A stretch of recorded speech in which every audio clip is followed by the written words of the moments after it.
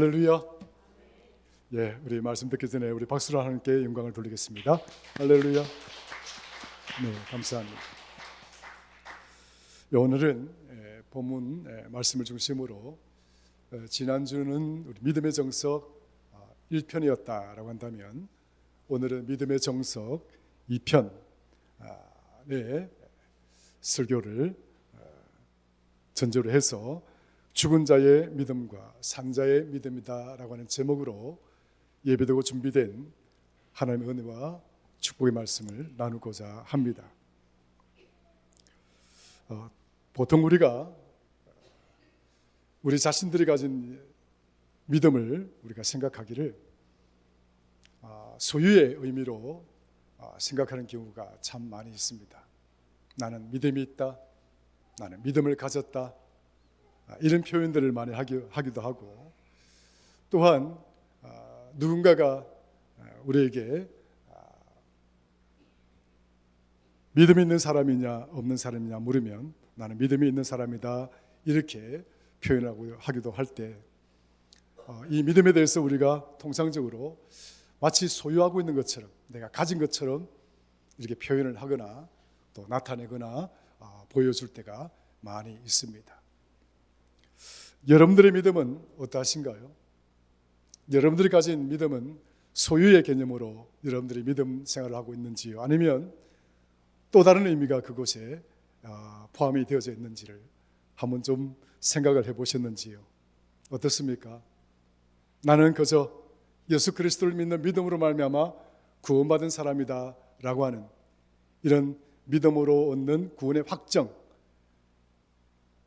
그것을 마치 내가 가지고 있는 하나님의 은혜, 그 소유의 개념으로 꽉 붙들고 있는 모습인지, 아니면은 내가 받은 바 이 귀한 구원의 은혜를 내 속에 가두어두고 마치 내 소유물로만 이렇게 붙들고 있는 모습이 아니라 내가 가진 이 믿음을 이렇게 함께 나누어주고 함께 공유하고 그 믿음을 통해서 하나님이 드러내시고자 하는 믿음의 열매들을 우리가 맺어가고 있는지를 우리가 살펴본다면 믿음의 또 다른 문제를 우리가 들여다볼 수가 있습니다. 우리는 믿음의 사람이다라고 고백을 하지만 또 어떤 의미에서 보면 나는 믿음의 열매가 없는 사람이다, 이렇게도 볼 수가 있고 평가될 수도 있다라고 하는 것이죠. 그런 측면에서 오늘 본문은 야고보는 우리에게 믿음을 소유의 개념으로만 생각하는 것이 아니라 믿음을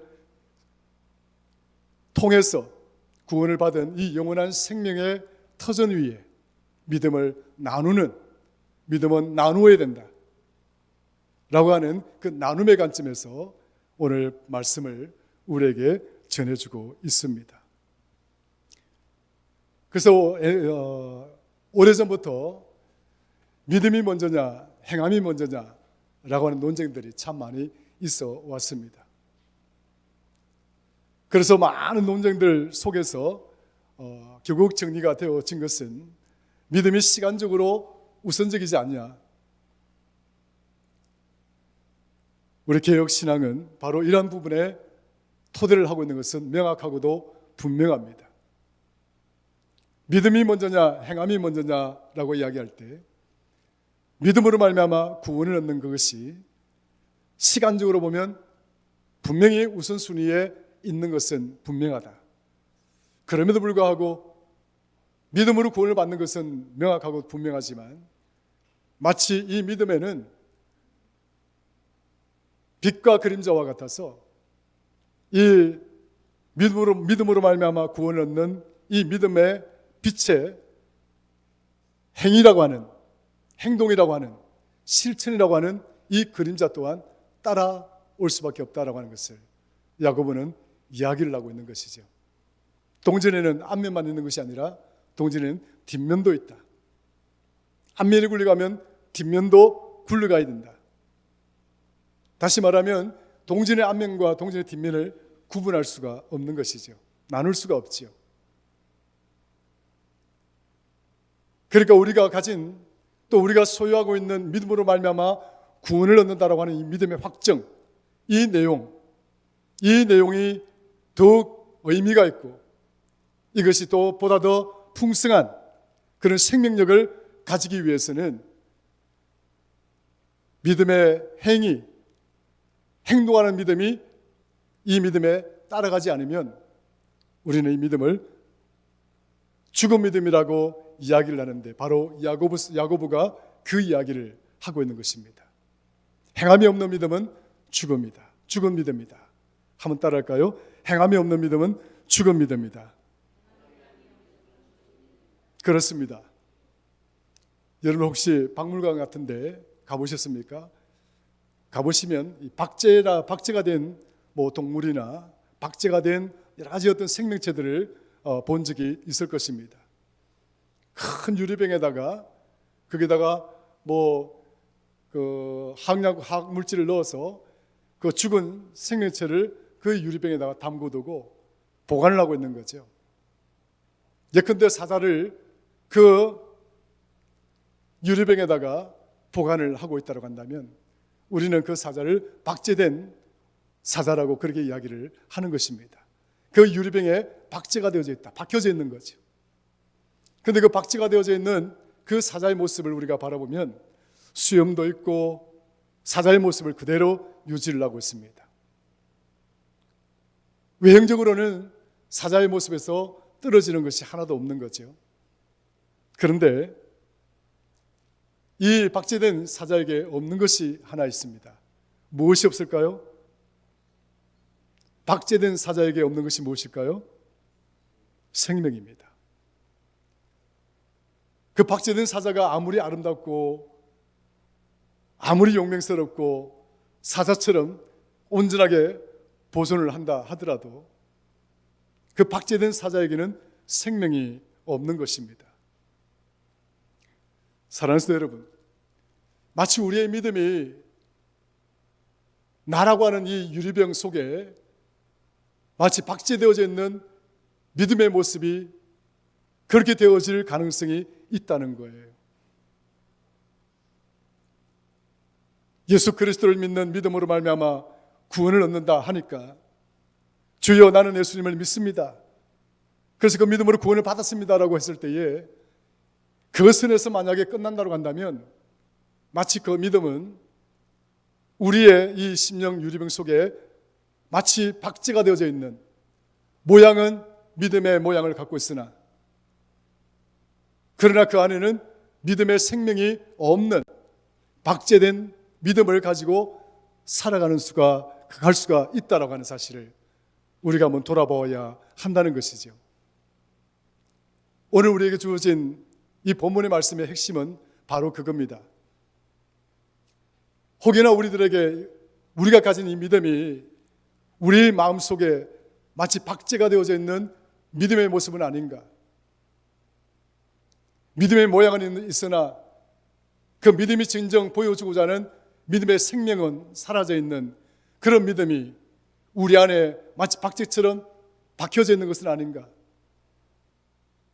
박제가 되어져 있는 이 믿음의 모습을 가지고 있다고 해서 그 믿음을 내가 소유하고 있다고 해서 과연 나는 믿음의 사람인가 아닌가 하는 이 질문을 오늘 본문은 우리에게 하고 있는 것이죠. 성도 여러분, 우리가 가진 이 믿음 소유의 개념으로 생각해도 좋습니다.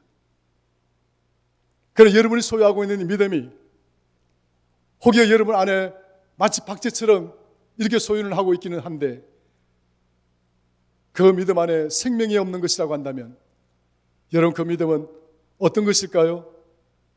오늘 본문에서 야고보는 그 믿음을 죽은 믿음이라고 이야기를 하고 있는 것입니다. 내가 가진 믿음이 죽은 믿음일까 생각하면 정말 통탄스럽기가 한이 없는 거죠. 참담하기 이를 데가 없는 거죠. 그렇지 않습니까? 내가 예수님을 믿고 구원을 받았다라고 확신하고 지금까지 이 믿음의 여정에 서 있었는데 근데 내가 가졌던 그 믿음이 마치 박제되어져 있는 그런 믿음의 모습이었다고 한다면 이거 얼마나 참담한 모습인가, 비참한 모습인가 하는 사실을 우리가 한번 생각해 볼 수가 있는 것이죠. 성도 여러분, 오늘 저와 여러분들 가진 이 믿음은, 오늘 저와 여러분들 소유한 이 믿음은 박제가 되어져 있는 믿음이 아니라 그 믿음 안에 생명이 있기를 주의 이름으로 축원합니다. 아멘이 적습니다. 생명이 있기를 축원합니다. 할렐루야. 나의 믿음에 생명이 주어져야 된다. 내 믿음은 살아서 약동해야 되고, 내 믿음은 살아서 걸어가야 되고, 내 믿음은 살아서 뛰어가야 되고, 내 믿음은 살아서 날아가야 되는 것이다. 내 믿음이 호흡을 하지 못하고 박제가 되어져 있는 것과 같은 것이라고 한다면 이것은 죽은 믿음이다라고 오늘 성경이 우리에게 가르쳐주고 있는 것입니다. 사랑하는 성도 여러분, 참된 진리는 우리를 움직이게 합니다. 참된 진리는 우리의 생명을 약동케 합니다. 진정한 진리, 궁극적인 진리는 우리가 그것을 위해서 내 생명까지도 바쳐서 그걸 붙들고 살아가도록 만듭니다. 이것이 진정한 진리요, 이것이 우리가 추구하고 있는 궁극적인 진리입니다. 1 더하기 1이 2가 된다는 것을 모르는 사람이 없습니다. 1 더하기 1이 2가 된다는 이 진리, 이 단순한 진리를 가지고 목숨을 거는 사람이 있겠습니까? 마이크를 설명하면서 얼마든지 묘사를 할 수 있겠지요. 내가 설명하는 것과 이 실물이 일치하면 우리는 용어상 진리라고 이야기합니다. 참이라고 이야기합니다. 내가 이 마이크를 아무리 잘 설명을 했다고 해서, 그래서 그것이 이 마이크와 일치를 하는 진리와 같은 참이라고 해서 우리가 그것을 붙들고 내 생명을 내어놓겠습니까? 평생 여러분 이것을 위해서 여러분 생명을 걸고 살아갈 수가 있겠습니까? 아닌 거죠.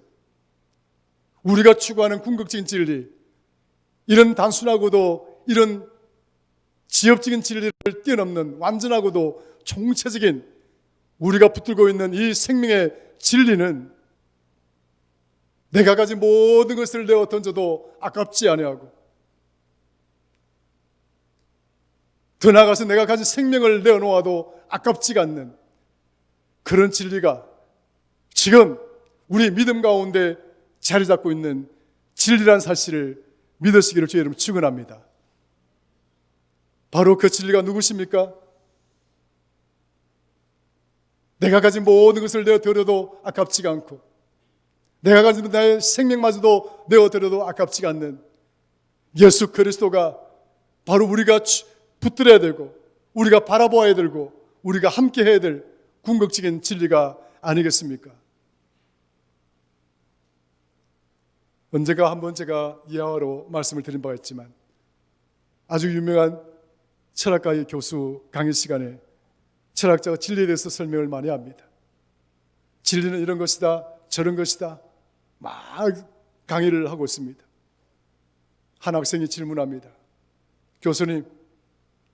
교수님이 설명하고 있는 그 진리는 어떤 것인지 내가 잘 알겠습니다. 그런데 제게는 고민이 하나 있습니다.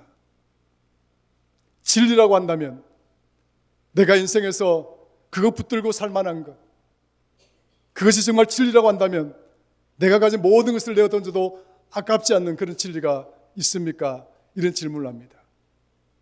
그러니까 노 교수가 하는 말이, 내가 오랫동안 이 철학 강의실에서 철학을 강의하고 학생들을 철학자로 만들며 키워왔지만 아직도 내게 남아있는 바로 그 궁금증 하나가 바로 자네가 질문한 것과 똑같은 것이네.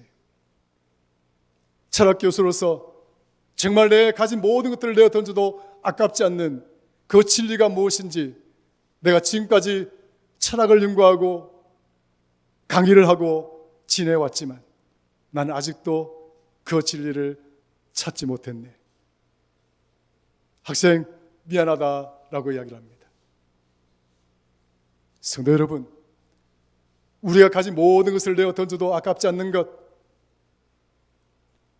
내가 가진 생명마저도 내어 던져도 아깝지 않는 이 진리는 아무에게나 주어지는 것이 아닙니다. 오랜 시간 동안 학생들에게 강의를 한 스카이라고 해서 그분에게 주어지는 것도 아닙니다. 많은 물질을 소유했다고 해서 그분에게도 주어지는 것이 아닙니다. 이 궁극적이고 이 참된 진리, 내가 가진 모든 것을 내어 던져도 아깝지 않는, 평생을 그 붙들고 살만한 가치가 되는 그 궁극적인 진리, 그거는 오늘 여기 있는 저와 여러분들에게 하나님의 은혜로 주시는 것입니다. 그 은혜를 받을 수 있는 줄로 믿으시면 아멘 한번 하시죠.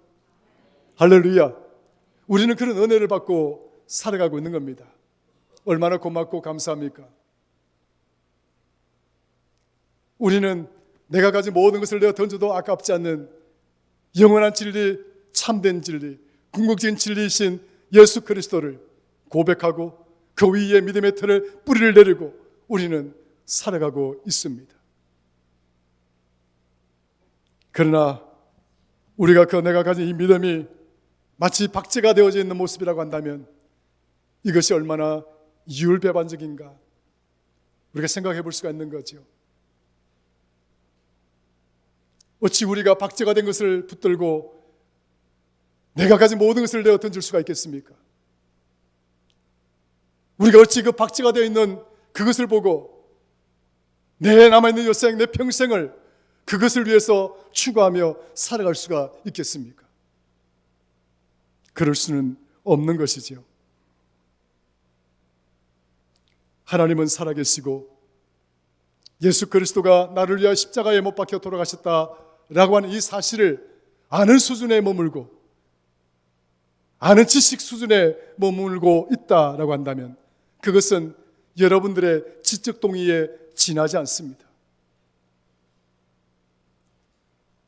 설교단에서 끊임없이 선포되어지고 성경 공부 시간에 끊임없이 이야기되어지는 내용이었기에 이제 목사님 이제 더 이상 이야기하지 않으셔도 그거 잘 알고 있습니다. 그 정도, 그 이상도 그 이하도 아닌 여러분의 믿음은 그런 자리에 있는 것일까요? 어떻습니까? 예수님은 나를 위하여 십자가에 못 박혀 돌아가셔서 내 죄를 사하시고 우리를 죽음으로부터 건져내셔서 영원한 생명을 주셨다라고 하는 정말 귀한 복음이지요. 그 복음에 담겨진 그 내용을 지식적인 수준으로 그저 받아들이고 있다라고 한다면 그것은 믿음이 아니다, 죽음이다, 죽은 믿음이다라고 이야기를 하고 있습니다. 야고보는 19절에 이런 이야기를 합니다. 한번 가볼까요? 2장 19절 제가 읽어보겠습니다. 네가 하나님은 한 분이신 줄을 믿느냐? 잘하는도다. 귀신들도 믿고 떠나느니라.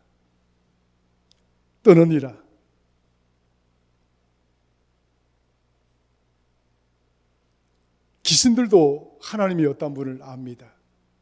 그러나 그 귀신이 그냥 지혜로 아는 것이 아니라 그 귀신들도 실제로 하나님이 어떤 분인가를 알고 있는 것입니다.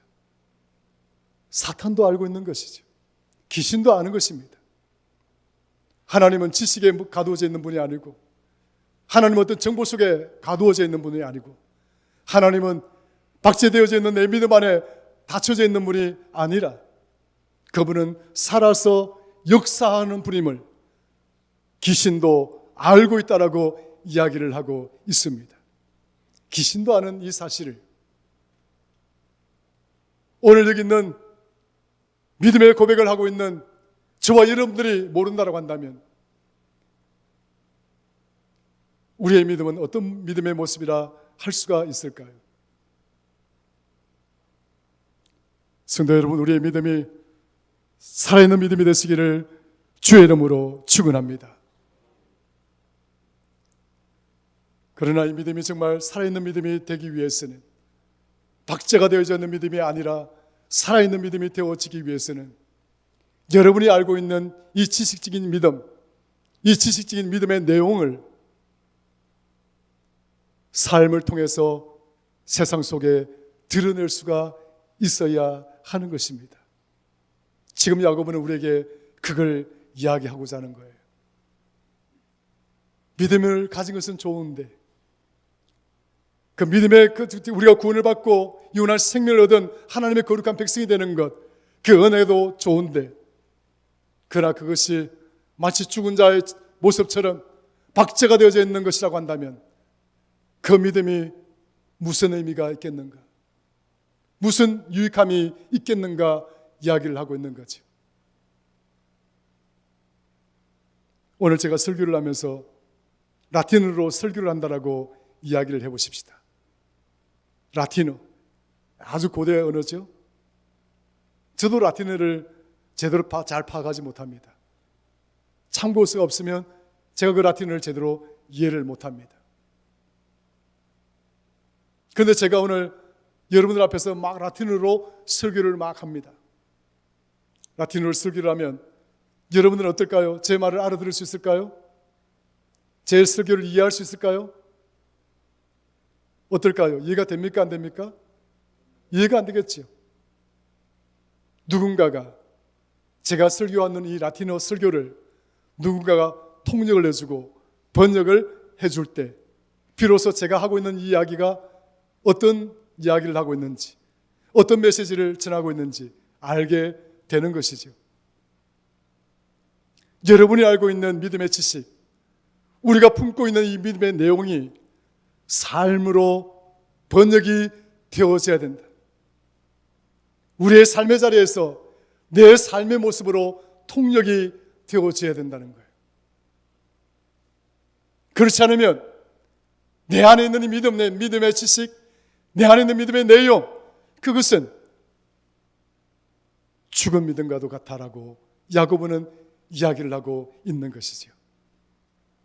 성도 여러분, 오늘 저와 여러분이 가진 이 믿음의 풍성한 생명이 충만해지기를 주의 이름으로 축원합니다. 생명이 있다라고 하는 것은 힘을 얻는 것입니다. 생명이 있다는 것은 에너지를 공급받고 있다는 것을 말하는 것입니다. 생명이 있으면 박제된 것처럼 가만히 있지 못합니다. 움직입니다. 행동합니다. 드러냅니다. 나타냅니다. 우리의 믿음이 이렇게 생동하는, 약동하는 모습으로 드러날 때 야고보는 이야기하기를 그것을 살아있는 믿음이라고 이야기를 하고 있는 것이죠. 죽은 자와 살아있는 자와 우리가 비교를 한다면 죽은 자에게서 어떤 생명력을 볼 수가 있겠습니까? 죽은 자에게 어떤 약동함을 볼 수가 있겠습니까? 생명력과 약동함과 그 놀라운 운동성은 살아있는 사람에게만 볼 수가 있는 것입니다.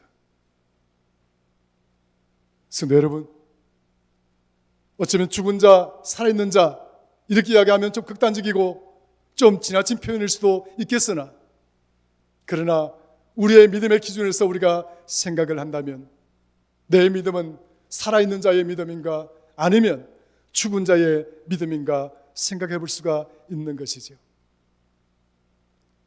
생명을 잃어버리고 운동성을 잃어버리고 움직이지 않는 그런 믿음의 모습이라고 한다면 어찌 죽은 자의 믿음이다 하지 않을 수가 있겠습니까?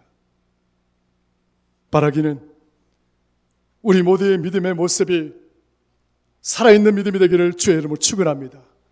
여러분의 믿음을 통해서 약동하는, 생동하는 역사가, 믿음의 역사가 있어서 그 믿음의 풍성한 열매가 맺혀질 수 있기를 주의 이름으로 축원합니다.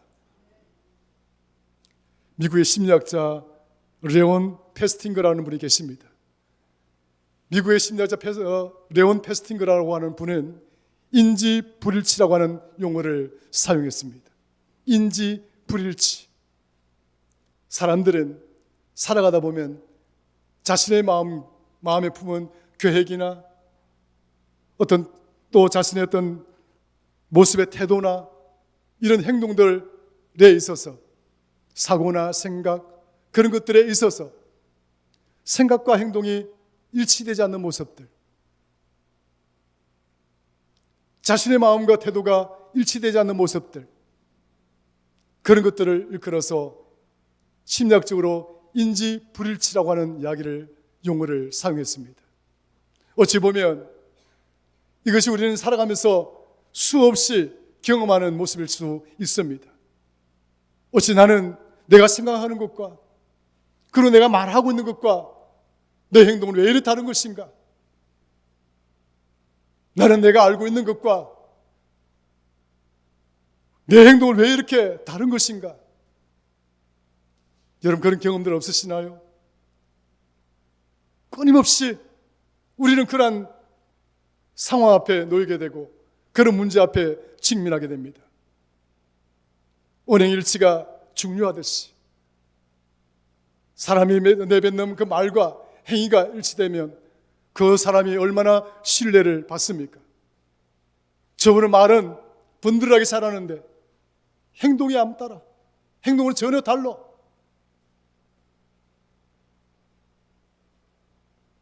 이것이 뭡니까? 언행일치가 아니라 언행불일치죠. 인지부조화라는 것입니다.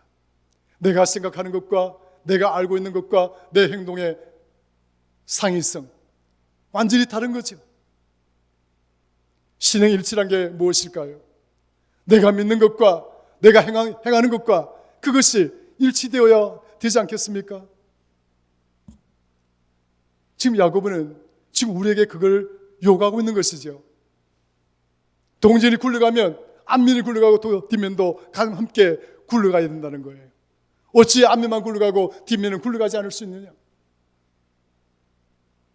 내가 가진 이 믿음의 내용, 믿음의 지식, 우리가 가슴에 품고 있다고 한다면 우리의 삶의 자리에서 내가 알고 있는 믿음, 내가 품고 있는 믿음의 내용이 믿음의 열매로, 삶의 열매로 이것이 드러나게 될 때 우리는 이것을 이끌어서 신행일치라고 이야기를 합니다. 내가 알고 있는 것과 내가 알고 있는 믿음의 내용과 내 행동이 일치하는 삶. 성도 여러분, 오늘 저와 여러분들에게 이러한 믿음의 은혜가 있기를 주의 이름으로 축원합니다. 얼마나 고마운 은혜입니까? 우리 하나님께서는 우리를 사랑하신다라고 했습니다. 또 요한일서 4장에 보면 하나님은 가디슬러, 하나님은 사랑이라고 말씀을 하셨습니다. 그저 말씀의 선포에만 있는 것이 아닙니다. 하나님 그저 말로 우리를 사랑하신다라고 하지 않습니다. 하나님 스스로가 인간이 되셨고 인간이 되시니까 하나님이 십자가에 매달려 자신이 가진 모든 고통과 아픔을 다 당하시고 겪으시면서 우리가 겪어야 될 고통, 우리가 겪어야 될 그 아픔들, 우리가 궁극적으로 부딪혀야 될 그 죽음마저도 하나님은 스스로 체휼하시면서 우리에게 그 사랑을 보여주셨습니다. 하나님은 말에 있지 않습니다. 하나님은 말씀과 동시에 하나님은 역사하시는 분이십니다. 자신의 독생자 예수 그리스도를 우리에게 주시기까지 하나님은 그 사랑에 명확하고 높은 믿음의 열매를, 약속의 열매를, 사랑의 열매를 우리에게 보여주신 분이 하나님이십니다. 야고보는 오늘 우리에게 이 믿음의 열매를 찾고 있는 것입니다. 오늘 우리 사랑하는 성도들에게 너희에게서 이런 믿음의 열매가 있는지를 찾고 있다고요. 오늘 본문에서 말씀하고 있지 않습니까? 만일 형제나 자매가 헐벗고 일용할 양식이 없고 너희 중에 누구든지 그에게 이르되 평안히 가라, 덥게 하라, 배부르게 하라 하며 그 몸에 쓸 것을 주지 아니하면 무슨 유익이 있으리요? 너희가 믿음이 가진 자라고 이야기하면서 말만 평안히 가라, 말만 평안히 하라, 말만 사랑한다, 이런 모습으로 살아간다고 한다면 너희가 가진 그 믿음이 무슨 유익함이 있겠느냐. 박제된 믿음, 그 이상도 그 이하도 아니다라고 하는 사실을 이야기하며 야고보는 이어서 이렇게 말합니다. 17절, 이와 같이 행함이 없는 믿음은 그 자체가 죽은 것이라. 행함이 없는 믿음은 죽은 것과도 같은 것이다. 오늘 여기 있는 저와 여러분 모두는 죽은 자가 가진 죽은 믿음이 아니라 진정 살아있는 자로서 살아있는 생명의 믿음을 가진 그런 성도들이 다 되시기를 주의 이름으로 축원합니다. 행함의 믿음이란 선택적 요소가 아닙니다. 여러분들이 필요할 때는 대충 적당히 하고 그런 조건에 해당되는 것이 아닙니다. 행함의 믿음이란 내가 가진 믿음의 지식, 내가 가진 믿음의 내용과 더불어서 똑같이 걸어가는 것입니다. 똑같은 자리에 함께 있는 것입니다. 똑같이 그것을 누리고 살아가는 것입니다. 아는 것도 중요하고 그런 지식들을 여러분 품속에 품는 그 풍성한 내용도 중요하지만 그것들이 여러분 삶을 통해서 드러날 수 있는 열매가 되기를 주의 이름으로 축원합니다. 마태복음 22장 32절, 나는 아브라함의 하나님이요 이삭의 하나님이요 야곱의 하나님이로라 하신 것을 읽어보지 못하였느냐. 하나님은 죽은 자의 하나님이 아니요 산 자의 하나님이시니라 하시니. 하나님은 죽은 자의 하나님이 아니시다. 살아있는 자의 하나님이시다. 어떻게 하나님이 우리의 죽은 믿음, 죽은 자의 믿음, 죽은 믿음 그런 분일 수 있겠습니까? 하나님이 살아계시듯 또 살아있는 하나님이시듯 우리가 가진 믿음도 살아있어야 되는 줄로 믿습니다. 그래서 그 살아있는 믿음을 통해서 열매가 맺혀져 가고 그 살아있는 믿음을 통해서 주께서 하나님께서 우리에게 보여주신 그 사랑이 구체적인 삶의 자리에서 꽃을 피울 수 있고 열매를 맺을 수 있어야 된다라고 우리는 생각하게 되는 거죠. 야고보는 우리에게 이러한 문제를 내어 던지면서 죽은 믿음이 어떤 것인가? 역설적으로 그렇다면 살아있는 믿음은 어떤 것인지를 우리에게 이야기를 하면서 우리에게 이야기합니다. 죽은 자의 믿음이 아니라 살아있는 자의 믿음이 되기를 원하고 있는 것입니다. 여기 있는 여러분들 중에 그 어떤 누구도 죽은 자가 되고 싶지 않지요? 하나님은 죽은 자의 하나님이 아니라 살아있는 자의 하나님이신 줄로 믿으시면 아멘 하십시다. 할렐루야. 그러므로 우리는 죽은 자의 믿음을 가진 자가 아니라 살아있는 자의 믿음을 가지고 우리에게 주어진 믿음의 여정을 걸어가시면서 여러분이 가진 믿음의 지식들, 여러분이 가진 믿음의 내용들을 삶의 자리에서 하나씩 하나씩 실천하고 행동하고 열매를 맺어가는 살아있는 산자의 믿음의 성도들이 다 되시기를 주의 이름으로 간절히 축원합니다. 하나님 아버지 고맙고 감사합니다.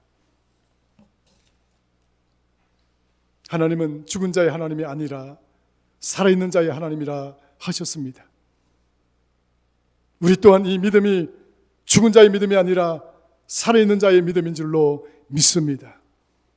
살아있는 믿음으로서 주여 그저 내 가슴 속에 내 마음 속에 박제되어져 있는 믿음이 아니라 그 믿음 안에 하나님이 부여한 생명이 있고 하나님이 공급하는 능력이 있고 에너지가 있고 힘이 있어서